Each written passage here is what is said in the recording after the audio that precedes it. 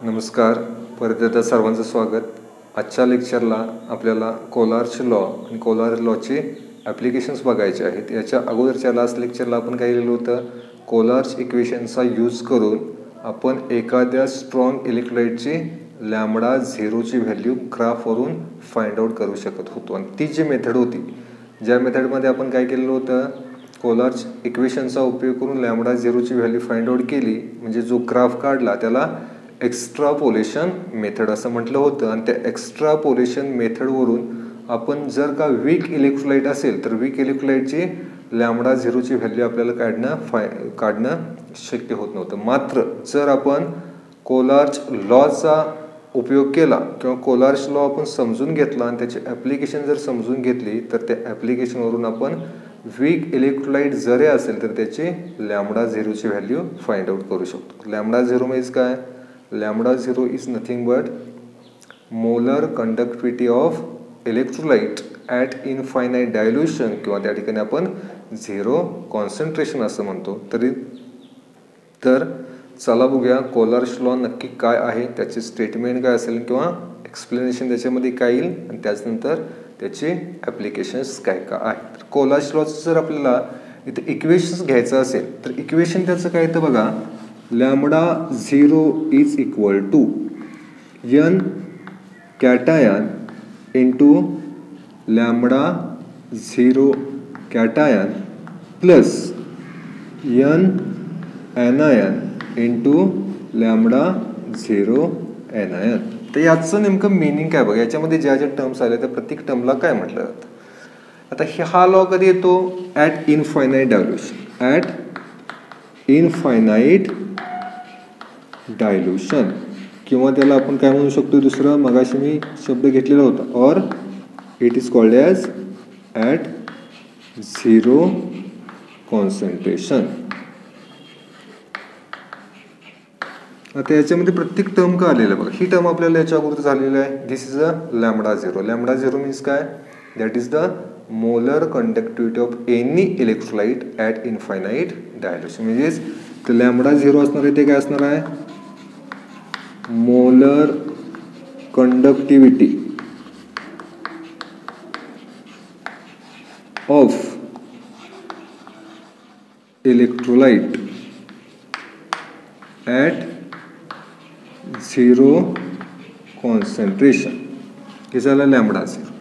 तर इथं N plus आलेलं, that is number of moles of cation. म्हणजे ते इलेक्ट्रोलाइट ब्रेक झाल्यानंतर काय, इलेक्ट्रोलाइट ब्रेक झाल्यानंतर जे कॅटायन तयार होणार त्या कॅटायनचे नंबर ऑफ मोल्स म्हणजे एन प्लस. मग तसंच एन मायनस म्हणजे काय असणार आहे, that is the number of moles of anion. म्हणजे इलेक्ट्रोलाइट ब्रेक झाल्यानंतर जे अनायन्स मिळतील त्या अनायन्सचे नंबर ऑफ मोल्स म्हणजे काय, एन मायनस. तर इथं पण लॅम्बडा, इथं पण लॅम्बडा. हा लॅम्बडा कॅपिटल म्हणायचा आणि हा स्मॉल लॅम्बडा. इथं काय लिहिलेलं आहे, lambda zero plus, that is the molar conductivity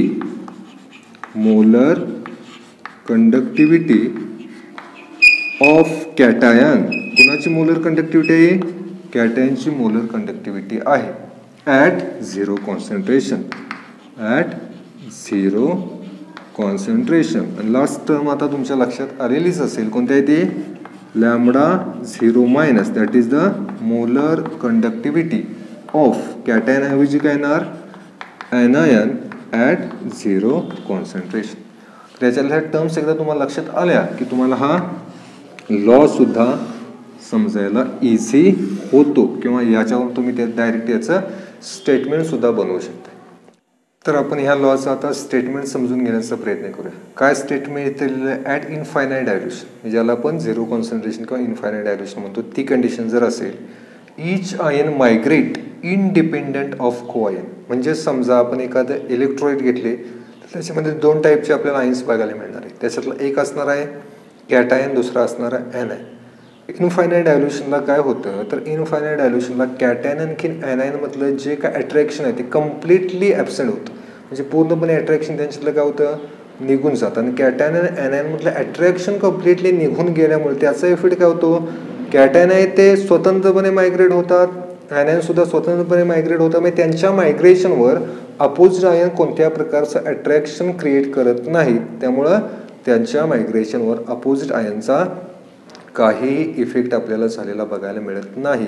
म्हणून इथे काय म्हटलेलं आहे, ते इनडिपेंडंटली काय होतात, मायग्रेट होतात. मग त्याचा जो को आयन आहे, मग त्याच्या कॅटायन बरोबर असणारा ॲनायन आहे, त्या ॲनायनला को आयन म्हणायचं, किंवा ॲनायन बरोबर असणारा कॅटायन आहे, त्या कॅटायनला त्याचा को आयन म्हणायचं. म्हणजे ते जे को आयन्स आहेत त्या को आयन्सवर कॅटायन आणि ॲनायनचं मायग्रेशन डिपेंड नसतं, ते इझिली किंवा फ्रीली काय होतात, त्या सोल्युशनमधून मायग्रेट होतात. आणि ते मायग्रेट झाल्यामुळं किंवा मायग्रेशन त्यांचं फ्रीली झाल्यामुळं किंवा इनडिपेंडंटली मायग्रेशन झाल्यामुळे त्याच्या पुढं काय होतं, आणि मायग्रेशनमुळे काय होतं, contribute to total molar conductivity of electrolyte.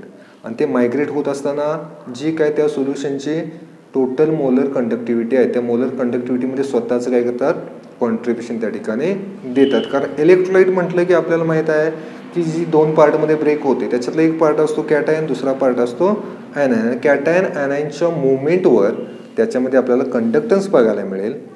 म्हणजेच पर्यायी काय, कॅटायन ॲनायनच्या मुवमेंटवर आपल्याला मोलर कंडक्टिव्हिटी बघायला मिळणार आहे.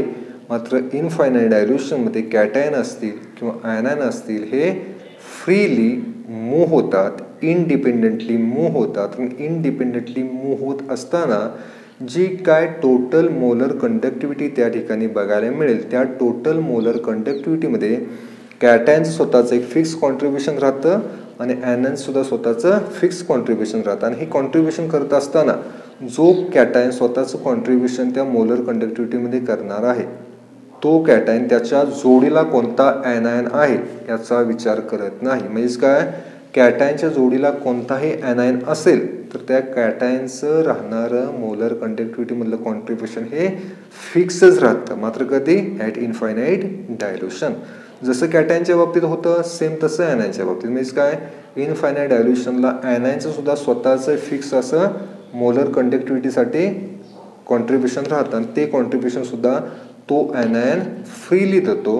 त्याच्या कॉन्ट्रीब्युशनवर त्याच्या जोडीला असणारा कॅटायन कोणत्या प्रकारचा काय करत नाही, इफेक्ट करत नाही. म्हणजे परत स्टेटमेंटचं मिनिंग बघा काय सांगितलंय, इनफायनाईट डायल्युशन असेल, at infinite dilution each ion migrate independently of co ion. प्रत्येक आयन हा काय होतो, इनडिपेंडेंटली मायग्रेट होतो, तो त्याच्या को आयनच्या मायग्रेशनवर किंवा प्रेझेन्सवर त्या ठिकाणी डिपेंड नसतो. नेक्स्ट काय, कॉन्ट्रीब्यूट. आणि एक मायग्रेशन होत असताना काय करतं, ते प्रत्येक आयन करतो, कॉन्ट्रीब्यूट करतो. काय कॉन्ट्रीब्यूट करतो, total molar conductivity of electrolyte. इलेक्ट्रोलाइटची जी काय टोटल मोलर कंडक्टिव्हिटी आहे त्याच्यामध्ये कॅटायन आणि ॲनायन स्वतःचं कॉन्ट्रीब्युशन दाखवतं, irrespective of nature of other ion. म्हणजे दुसऱ्या आयनचं नेचर काय आहे. म्हणजे कॅटायन कुणाच्या बाबतीत विचार करणार, ॲनायनचं नेचर काय आहे, किंवा ॲनायन कोणता विचार करणार, कॅटायनचं नेचर कोणता आहे, त्याचा दुसऱ्या आयनच्या नेचरचा त्यांच्या कॉन्ट्रीब्युशनवर काही परिणाम होत नाही. म्हणजे थोडक्यात काय, कॅटायन स्वतःचं फिक्स कॉन्ट्रीब्युशन देतं, ॲनायन त्याच्या जोडीला कोणताही असू दे, ॲनायन स्वतःचं फिक्स कॉन्ट्रीब्युशन देतं, कॅटायन कोणताही असू दे, आणि टोटल मोलर कंडक्टिव्हिटी त्या ठिकाणी बघायला आपल्याला मिळते. मात्र ह्या सगळ्या कंडिशन्स कधी असणार आहेत, जेव्हा इनफायनाईट डायल्युशन असेल. तर समजा इनफायनाईट डायल्युशन नसेल, फायनाईट डायल्युशन असेल, तर कॅटायन ॲनायनमध्ये थोडंसं अट्रॅक्शन असतं आणि त्या अट्रॅक्शनमुळं मोलर कंडक्टिव्हिटीवर त्याचा काय होतो, इफेक्ट होतो. तर अशा पद्धतीनं हा झाला कोणता, कोलार्स लॉ, त्याचं हे इक्वेशन आणि त्याचं पुढे आपलं स्टेटमेंट. आता स्टेटमेंट आणि इक्वेशन झाल्यानंतर पुढे आपल्याला काय बघायचं आहे,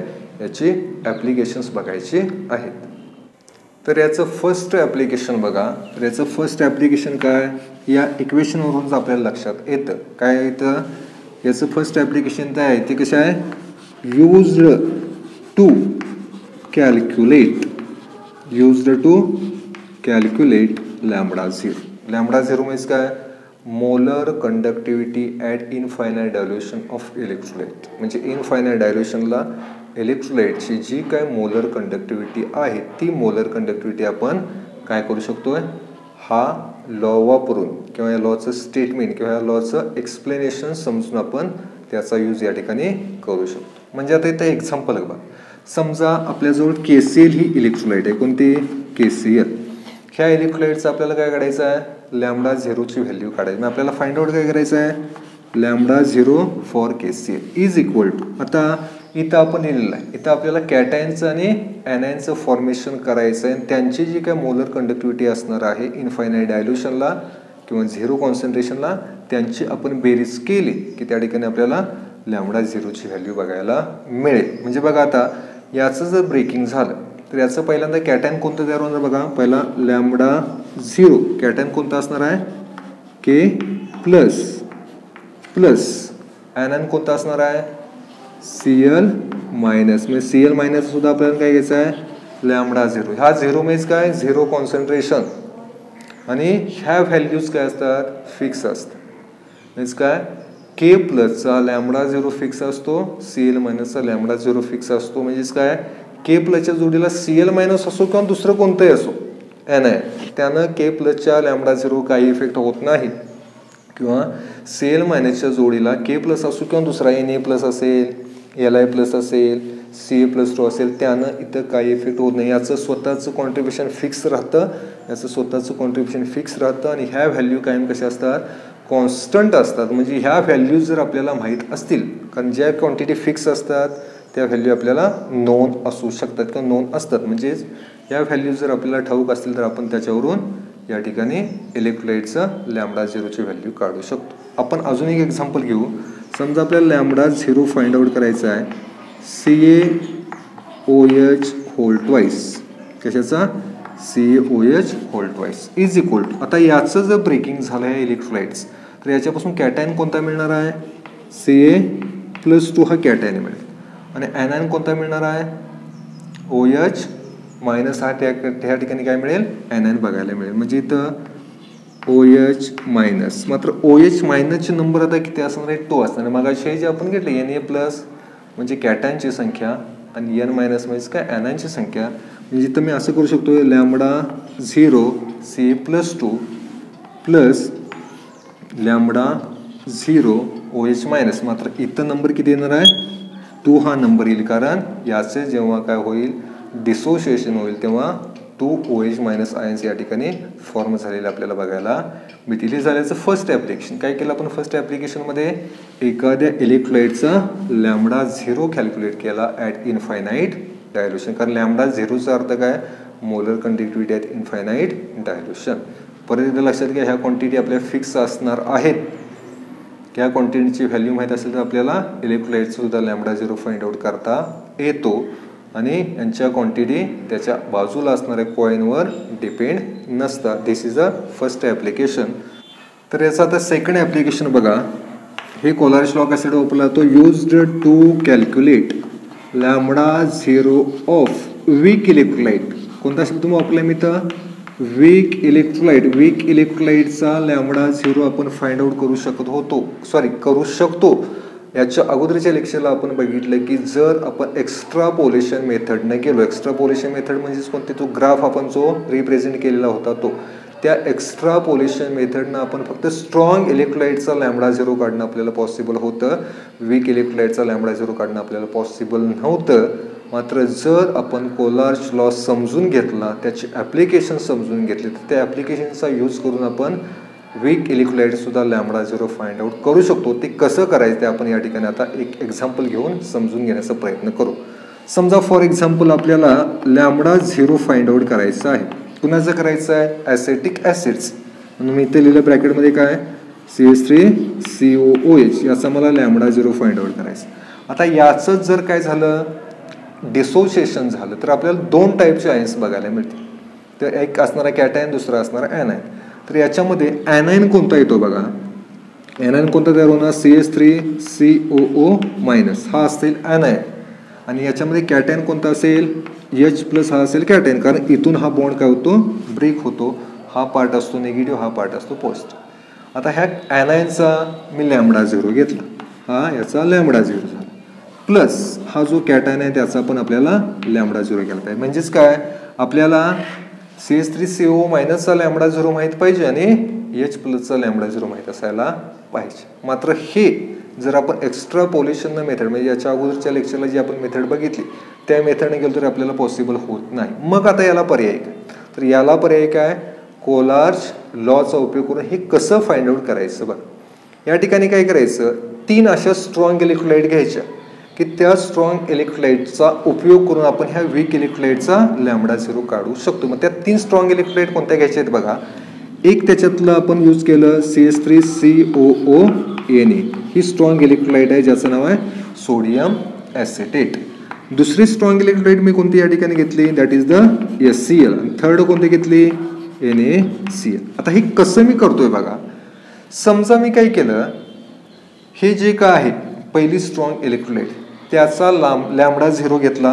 मीन्स काय लॅम्बडा झिरो कशाचा, CH3COO Na याच्या लॅम्बडा झिरोमध्ये SClचा लॅम्बडा झिरो ॲड केला. मीन्स काय लॅम्बडा झिरो SCl. आणि ह्या दोघांच्या ॲडिशनमधून मी NaClचा लॅम्बडा झिरो मायनस केला. म्हणजे पुढे काय केलं मी, मायनस लॅम्बडा झिरो NaCl. आता पुढं काय करायचं बघा. आता हे जे काय इलेक्ट्रोलाइट यांचं सुद्धा काय होणार, त्यांच्या पर्टिक्युलर कॅटायन ॲनायनमध्ये काय होईल, ब्रेकिंग होईल. आता याचं समजा ब्रेकिंग झालं तर याच्यामध्ये आयन्स कोणते मिळणार, एक मिळेल CH3COO मायनस आणि दुसरा मिळेल Na प्लस. म्हणजे मी पुढं कसं लिहू शकतो, समजा मी इथं ब्रॅकेट टाकलं, ब्रॅकेटमध्ये काय लिहिलं मी, लॅम्बडा झिरो याच्यातला पहिला आयन लिहिला मी इथं CH3COO मायनस प्लस दुसरा आयन कोणता Na प्लस. म्हणजे लॅम्बडा झिरो Na प्लस. हा झाला पहिल्या इलेक्ट्रोलाइटचं डिसोसिएशन. प्लस सेकंड ब्रॅकेटमध्ये मी दुसरी इलेक्ट्रोलाइट घेतली, असे डिसोसिएशन मला करायचं. याच्यातला एक पार्ट असेल H प्लस, दुसरा असेल Cl मायनस. मीन्स काय lambda zero H plus plus lambda zero Cl minus, पुन्हा मायनस ब्रॅकेटमध्ये आता तिसरी इलेक्ट्रोलाइट याचा आता डिसोसिएशन झाल्यानंतर एक पार्ट असेल Na प्लस, दुसरा असेल Cl मायनस. म्हणजे पुढं काय lambda zero Na plus plus lambda zero Cl minus. आता ह्या क्वांटिटी काय आपल्याला डेफिनेटली मिळणार, कारण ह्या 3 इलेक्ट्रोलाइट कोणत्या आहेत, स्ट्रॉंग आहेत त्याच्यामुळे. पुढं बघा, आता समजा मी ब्रॅकेट हे कॅन्सल करतो, हे ब्रॅकेट गेलं, हे पण ब्रॅकेट या ठिकाणचं रिमूव्ह झालं, हे पण ब्रॅकेट रिमूव्ह झालं, हे सुद्धा झालं. ज्यावेळी आपण हे ब्रॅकेट काढणार तेव्हा इथं आतमध्ये साईन येईल निगेटिव्ह, इथं सुद्धा पॉझिटिव्ह साईन कन्वर्ट होईल निगेटिव्हमध्ये. तर ह्या सगळ्या गोष्टी झाल्यानंतर आता बघा इथं Na प्लस आहे तो पॉझिटिव्हमध्ये आहे, इथं Na प्लस निगेटिव्ह, म्हणजे ही टर्म आणि ही टर्म कॅन्सल झाली. पुन्हा इथं Cl मायनसच्या अगोदर लॅम्बडा झिरोच्या अगोदर प्लस साईन आहे, इकडं Cl मायनसच्या अगोदर मायनस साईन, म्हणजे हा आणि हा पार्ट सुद्धा कॅन्सल होईल. म्हणजे शेवटी आता शिल्लक राहिलेला पार्ट कोणता, लॅम्बडा झिरो काय असेल CH3COO मायनस प्लस हा पार्ट एक राहिला कोणता लॅम्बडा झिरो H प्लस.